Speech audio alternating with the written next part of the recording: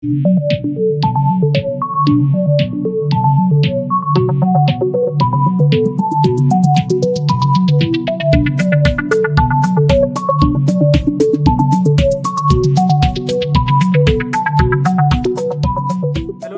To my channel, this is DJ GQ. जी हाँ दोस्तों, तो जैसे हमने हमारे प्रीवियस वीडियो में एक कैनवुड का कैसेट डेक जो था उसे रिव्यू किया था। यहाँ पर हमने अभी यूज़ किया है एक शार्प का स्टीरियो कैसेट डेक जिसका मॉडल नंबर है RTW500 और इसकी भी यूज़र मैनुअल आपको हमारे डिस्क्रिप्शन बॉक्स में जो है मिल जाएगी। तो आइए देखते हैं इसमें क्या एक्स्ट्रा फीचर्स दिए हुए हैं और किस तरीके की फंक्शनैलिटी शार्प में आपको मिल जाती है। दोनों ही बहुत ही यूनिक ब्रांड्स हैं जिनमें डॉल्बी स्टीरियो मोड काफ़ी कॉमनली दिया हुआ है क्योंकि ये डेडिकेटेड कैसेट प्लेयर्स थे, तो इनमें आपको आउटपुट जो थी वो बहुत ही क्लीन एंड क्लियर मिलती थी। तो सबसे पहले बात करें इसमें, हम आप देख रहे होंगे लेफ्ट साइड में आपको कहीं पावर बटन नहीं दिख रहा है। जी हाँ बिल्कुल, क्योंकि सिर्फ यहाँ पर आपको काउंटर और रीसेट का बटन दिया हुआ है। जो काउंटर आपकी कैसेट प्लेयर पे जो है काम करती है एंड यहाँ इसका पावर बटन दिया हुआ है इस तरफ नीचे की तरफ। अगर आप देख रहे हैं ये हाईलाइट हुआ है, मैं थोड़ा सा जूम कर लेता हूँ ताकि आप इजीली बटन्स को नोटिस कर सकें। तो पावर बटन यहाँ पर है ऑन द राइट साइड, जिसे आप पुश ऑन ऑफ कर सकते हैं। तो ये पावर बटन हो गया इसका cassette deck and tape 1 and tape 2 दिया हुआ है A एंड B की जगह पे।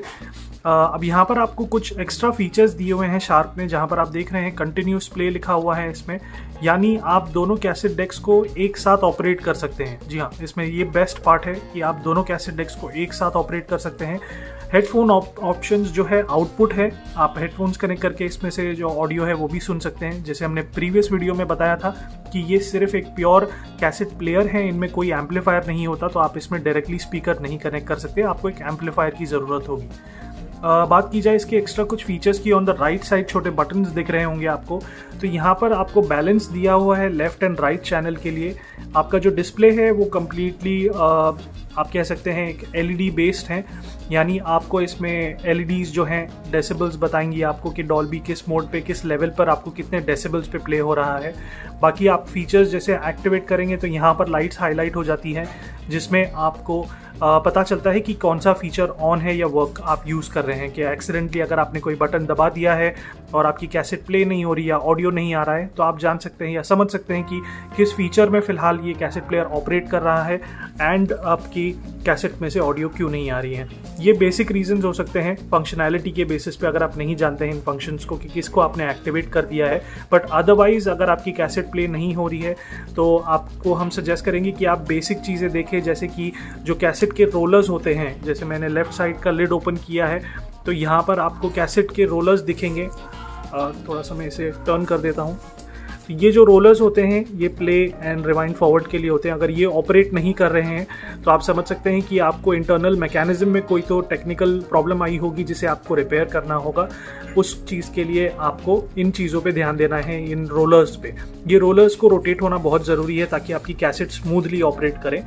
बात की जाए again on the right side features के बारे में, यहाँ पर आपको कुछ एक्स्ट्रा इक्वलाइजिंग फीचर्स दिए हुए हैं जो बहुत रेयरली देखने को मिलते हैं। तो यहाँ पर आपको मेटल फीचर्स दिए हुए हैं टेप 1 टेप 2 के लिए, जो आप एक्टिवेट या डीएक्टिवेट कर सकते हैं।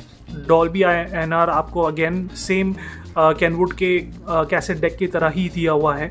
डबिंग के लिए आपको ऑप्शंस दिए हुए हैं जो आप एक्टिवेट या डीएक्टिवेट कर सकते हैं ऑडियो के लिए। बट यहाँ पर एक और अच्छी बात यह है कि आपको इसमें माइक का इनपुट दिया हुआ है। जैसे प्रीवियस सिस्टम में आपको सिर्फ लाइन इन दी गई थी जिसमें आप कोई भी एक्सटर्नल प्लेयर या एम्पलीफायर या मिक्सर के थ्रू माइक कनेक्ट करके आपकी वॉइस रिकॉर्ड कर सकते थे कैसेट पे।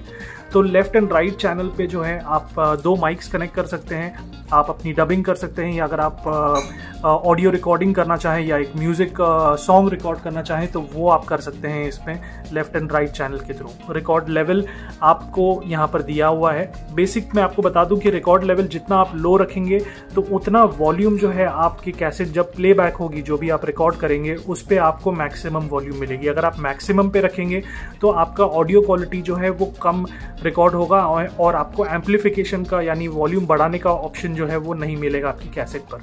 तो हमेशा मिनिमम या अप टू 5 तक का आप कैसेट रिकॉर्डिंग रख सकते हैं रिकॉर्ड लेवल, जिसके थ्रू आपको कंप्लीट कैसेट रिकॉर्डिंग मिले। और ध्यान रखिएगा कि ये जो बैलेंस है ये हमेशा सेंटर में रहे ताकि लेफ्ट एंड राइट दोनों चैनल में इक्वली आपको ऑडियो क्वालिटी मिले। तो ये तो हो गई इसके फ्रंट पैनल की बात। आइए देखते हैं इसके पीछे के कनेक्टिविटीज़ को। सेम कैनवुड की तरह ये भी एक सिंपल ऑप्शन होगा इस पे कनेक्टिविटी का। तो फ्लिप कर लेते हैं हमारे सिस्टम को और देखते हैं पीछे की कनेक्टिविटी ऑप्शंस। तो हमने फ्लिप कर लिया है हमारे इस कैसेट डेक को। देखते हैं क्या क्या ऑप्शंस दी हुई हैं इनमें।